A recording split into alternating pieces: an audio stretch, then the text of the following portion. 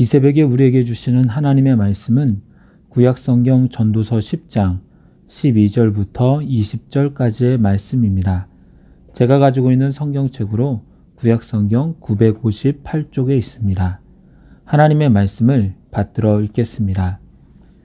지혜자의 입의 말들은 은혜로우나 우매자의 입술들은 자기를 삼키나니 그의 입의 말들의 시작은 우매요 그의 입의 결말들은 심히 미친 것이니라.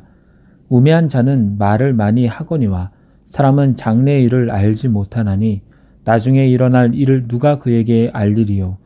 우매한 자들의 수고는 자신을 피곤하게 할 뿐이라. 그들은 성읍에 들어갈 줄도 알지 못함이니라. 왕은 어리고 대신들은 아침부터 잔치하는 나라여 내게 화가 있도다.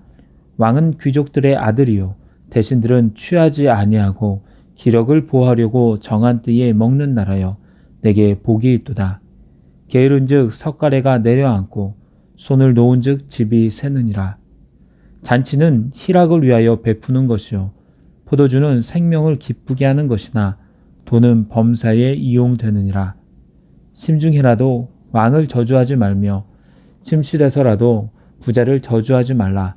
공중의 새가 그 소리를 전하고 날짐승이 그 일을 전파할 것임이니라. 아멘. 이 시간에는 지혜자는 흥하지만 우매자는 망합니다 라는 제목으로 말씀을 나누도록 하겠습니다. 오늘 본문은 지혜자와 우매자를 비교하고 있습니다. 먼저 지혜자의 말은 은혜롭다고 합니다. 은혜롭다라는 의미가 무엇을 뜻하는지 명확하지는 않습니다. 듣는 이로 하여금 기분 좋은 느낌을 가지게 한다는 의미인지, 지식적으로 유익이 되는 말을 한다는 의미인지, 상황에 도움을 준다는 것인지 확실치는 않습니다. 그러나 이 은혜는 뒤에 우매한 자의 입술과 비교해보면 그 의미가 좀 더 명확한데요. 우매자의 입술들은 자기를 삼키나니 라고 되어 있습니다. 즉 지혜자의 말이 은혜롭다라는 것은 우매자의 입술이 자기를 삼키는 것과 대조되는 것인데, 이로 보아 자기를 삼키는 것, 자기를 망하게 하는 것과는 반대로 은혜롭다는 것은 자기 자신에게 좋은 결과를 가져다 준다는 것을 말하고 있음을 알 수가 있습니다. 3차 전도 여행을 마친 바울은 헌금을 전달하기 위하여 예루살렘에 오게 됩니다. 그때 이방인을 성전에 데리고 들어갔다는 오해가 생겨서 백성들이 바울을 죽이려 하였고, 바울은 청부장과 군인들의 보호로 간신히 백성들의 폭력에서 살아날 수가 있었습니다. 그때 바울은 천부장의 허락을 받아 백성들에게 자신의 출신과 신분, 사회적 지위 등을 이야기하며 처음 예수님을 만났을 때의 경험과 자신의 사명, 복음을 말합니다. 그러자 백성들이 다 바울을 죽이자고 십자가에서 죽은 예수를 전하는 저자는 죽어야 한다고 소동이 일어나면서 더 이상 바울은 말하지 못하고 갇히게 됩니다. 이틀 후에 천부장은 유대인들이 왜 바울을 고발하여 죽이고자 하는지 알고자 하여 제사장들과 온 공회를 모으게 되는데, 이때에 모든 이들이 힘을 합쳐 바울을 공격하면 생명을 유지하기 어려울 수도 있는 상황이었습니다. 그런데 그때에 바울은 꾀를 냅니다. 그러면서 이렇게 말합니다. 나는 바리새인입니다. 또 바리새인의 아들입니다. 죽은 자의 소망, 곧 부활로 말미암아 내가 신문을 받습니다. 당시 무리들 가운데는 바리새인과 사두개인들이 있었는데, 바리새인은 죽은 자의 부활을 믿는 자들이었고 사두개인은 죽은 자의 부활을 믿지 않는 이들이었습니다. 바울이 이 말을 하자 바리새인과 사두개인 사이에 다툼이 생깁니다. 바리새인은 자신을 바리새인이라고 하고 부활이 있다고 하는 바울을 좋게 보았고, 생각해보니 저 사람은 죄가 없습니다 라고 하였습니다. 사두개인은 부활이 있다고 하는 바울이 잘못되었다라고 합니다. 아무튼 바울은 이 짧은 연설을 통해서 예수님의 부활도 다시 전했을 뿐만 아니라 그러한 다툼 속에서 죽을 위기에서 살아날 수 있었습니다. 이것이 바로 오늘 본문 12절에 지혜자의 입의 말들은 은혜로우나가 적용된 것입니다. 지혜자의 말은 자기 자신을 살리는 것입니다. 하지만 12절 하반절에 우매자의 입술은 자기를 삼킨다 라고 합니다. 삼킨다라는 히브리어의 뜻은 없애다, 파괴하다, 먹어버린다 라는 뜻입니다. 하지 말아야 할 말들을 함으로써 끝내 자기 자신을 파괴한다라는 것이죠. 또한 13절에서 그의 입의 말들의 시작은 우매요. 그의 입의 결말들은 심히 미친 것이라고 합니다. 우리는 사실 말을 항상 조심해야 됩니다.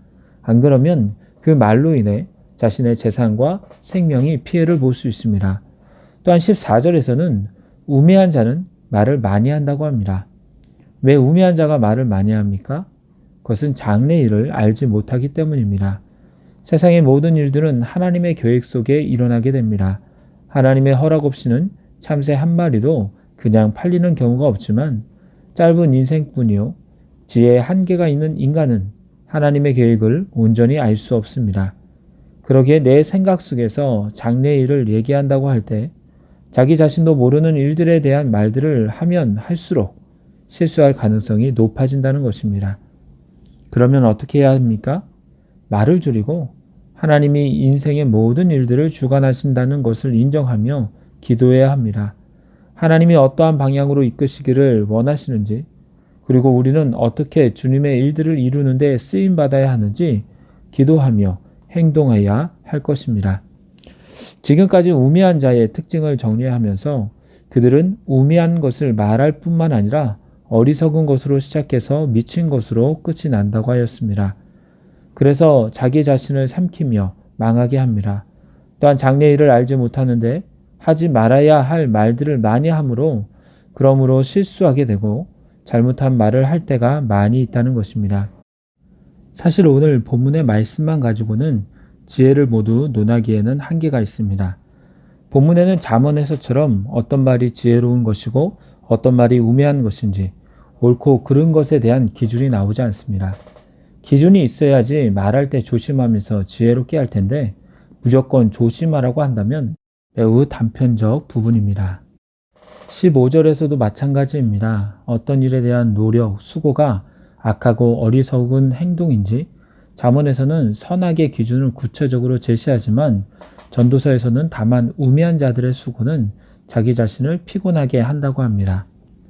너무 지쳐서 자신의 집으로 돌아가는 길조차 모르게 만듭니다. 스스로 갉아먹을 정도로 일만 하여 돌아갈 집조차 찾지 못하게 하는 수고가 어리석다는 것입니다. 아마도 전도서에서 가장 많이 나오는 단어 중에 하나인 허무, 해배를 두고 전도자는 글을 써내려가는 것 같습니다. 16절부터는 어떤 나라가 망하고 어떤 나라가 흥왕하는지를 보여줍니다. 망하는 나라, 힘든 일을 겪게 될 나라는 왕은 어리고 대신들은 아침부터 잔치하는 나라입니다.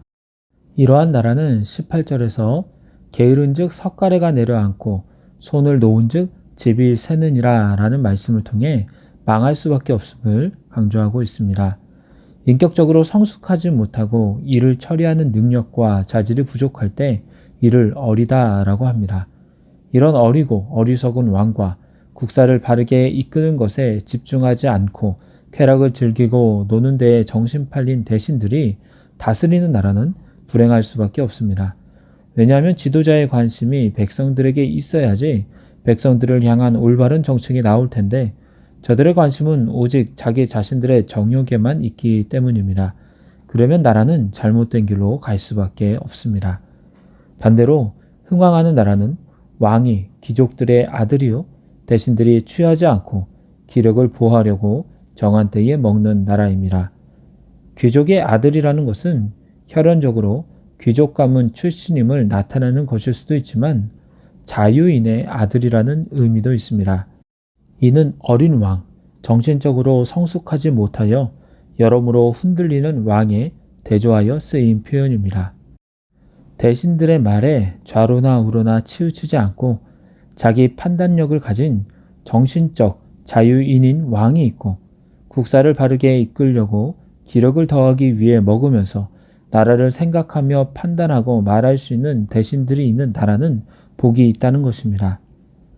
전도서는 솔로몬이 쓴 것인데 솔로몬의 아들이며 다음 왕이었던 르호보암이 이 전도서를 잘 읽고 마음에 새기고 그대로 실천하려고 했으면 어땠을까라는 생각이 듭니다. 왜냐하면 어떤 사건을 계기로 통일 이스라엘이 남과 북으로 나누어졌습니까? 멍에를 가볍게 해달라는 이스라엘 회중의 요구에 대하여 그들의 요구대로 들어주고 백성을 잘 섬기는 모습을 보여달라는 노인들의 충고를 무시한 채 나는 아버지보다 더한 멍에를 매게 하겠다라는 젊은이들의 충고를 들으며 그렇게 백성들에게 말했을 때 북이스라엘의 10지파가 솔로몬의 아들인 르호보암을 버렸기에 남쪽의 반쪽 왕이 될 수밖에 없었던 것입니다. 나라를 다스림에 있어서 지혜가 필요한 것입니다. 20절에서는 자신의 숨은 행위가 드러나지 않을 것이라는 착각에 대해서 경고하고 있습니다. 심중과 침실은 가장 은밀한 곳을 지칭하는 표현입니다. 내 마음속으로 아니면 혼자만의 공간에서 숨어서 하는 저주를 아무도 모를 거라고 예상하는 것은 어리석은 생각이라는 것입니다. 생각은 겉으로 표현될 수밖에 없습니다. 그러기에 품지도 말라는 것입니다. 단 누군가에게 얘기하는 즉시 그것은 비밀이 아니게 됩니다. 우리 속담에도 반말은 새가 듣고 낱말은 쥐가 듣는다라고 합니다. 나쁜 생각과 말은 하지도 입 밖에도 내지 않는 것이 지혜로운 것입니다. 이제 말씀을 맺도록 하겠습니다. 오늘 말씀의 제목은 지혜자는 흥하지만 우매자는 망합니다입니다. 어리석은 우매자로 살고 싶은 사람은 아무도 없을 것입니다. 아마도 남들은 어리석다고 뒤에서 손가락질 하더라도 자기 자신은 나름대로 지혜롭다고 생각하는 사람도 많을 것이라고 생각됩니다. 전도서의 지혜는 어떤 것일까요? 아마도 짧고 허무한 인생 속에서 자신의 한계를 인정하고 창조주 하나님을 기억하며 그분의 지혜를 구하며 살아가는 것이 아닐까 생각합니다. 이제 얼마 남지 않은 2022년을 마무리하고 새해를 준비하는 이때에 아무쪼록 주님의 지혜를 구하며 그 뜻대로 살아감으로 지혜자로서 살아갈 수 있는 저와 여러분이 되기를 소망합니다. 기도하겠습니다. 하나님, 짧은 인생 가운데 주께서 인정해 주시고 삶을 이끌어 주시는 지혜자로 살게 하여 주옵소서. 그래서 은혜로운 말을 하며 나와 내 주변 사람들이 행복하게 하시고 속해 있는 공동체가 바르게 서 나아가게 하여 주옵소서.